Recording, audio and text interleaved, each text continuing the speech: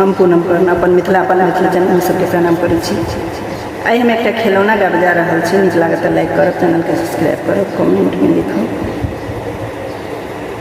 ननदी भाऊजी गाप करुआओ, रोमिनाती करू हे ननदो हे जब जनमत नंदलाल बेसरिया हमई नाम लेबहे। एक पहर बीतल गोसार पहर आओ, रोते सार पहर रे ललन रे तेसर पहर जनमल नंदलाल की ननदो बधैया मांगू हे। नाकस बेसरिया निकालिया चर तर झाँपी लेलनी रे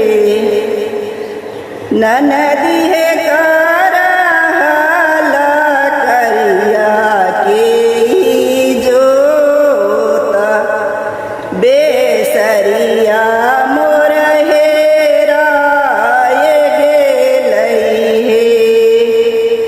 दुआरे बैसल यहाँ बाबा यहीं मोर बाबा छियौ, बाबा यहीं पुतहु कबूलल बेसरिया बेसरिया नुकाय लेलियो। सोयरी बैसल यहाँ पुतहु कियाहीं मोर पुतहु छियै हे।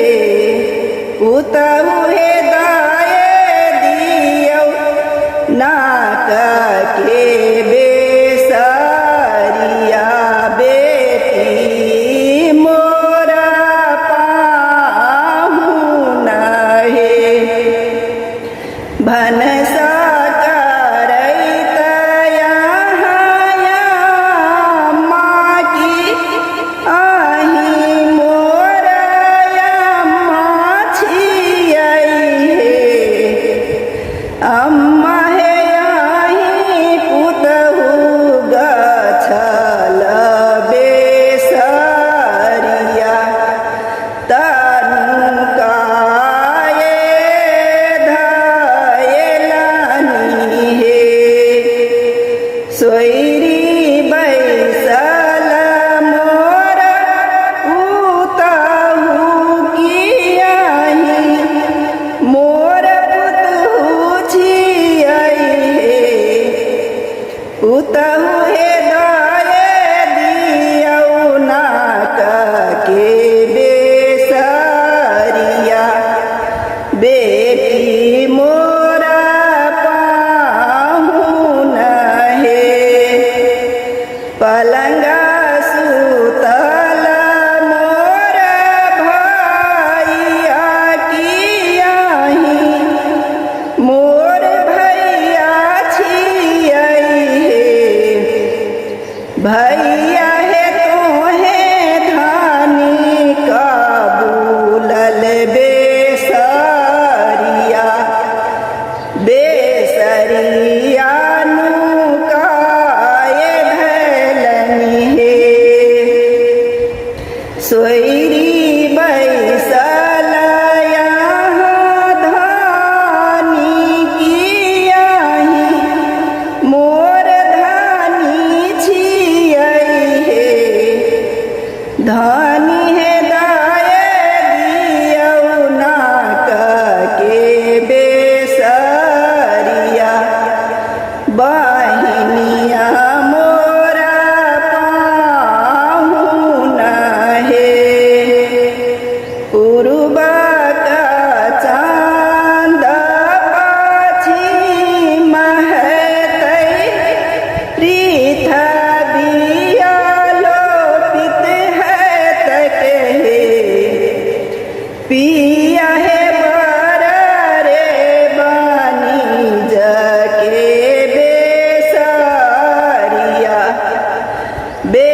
बेसरिया हम नहीं देबै हे चुप चुप रहू बहिनी कियाही मोर बहिनी छियै हे बहिनी है करबै में दोसर बियाह